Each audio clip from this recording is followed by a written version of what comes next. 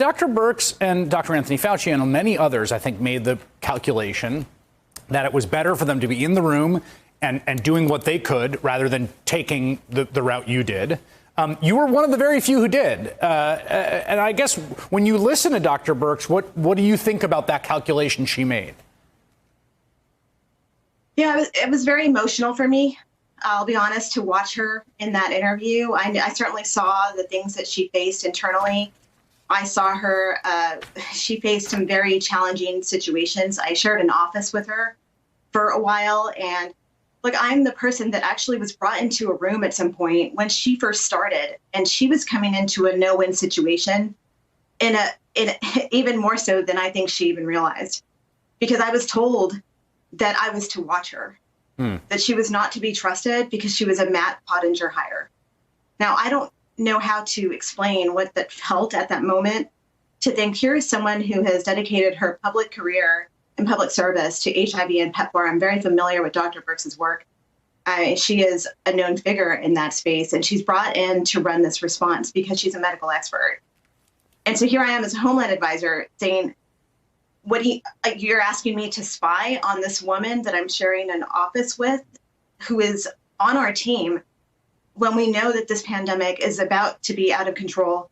We know that people are going to get hurt. And this is where the focus is. Like, these are the dynamics that she was facing. And it was, I'm glad to see her finally be somewhat free and coming forward and speaking candidly. Do I wish that she would have been, honestly, I had hoped that she would have been more blunt in her interview, but I also know that that is not really her style. She doesn't speak publicly. She doesn't talk to the media. That's just not who she is.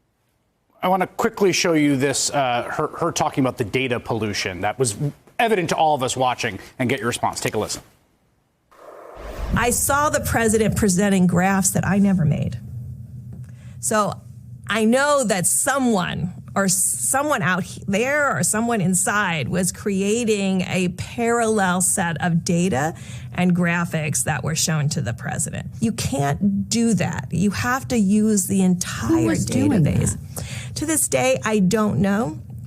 I know now, watching some of the tapes, that certainly Scott Atlas brought in parallel data streams. I don't know who else was part of it. How does that track? I remember that day because Dr. Birx was really angry, and she actually confronted me and said, do you know who created those graphs? Did you work on that?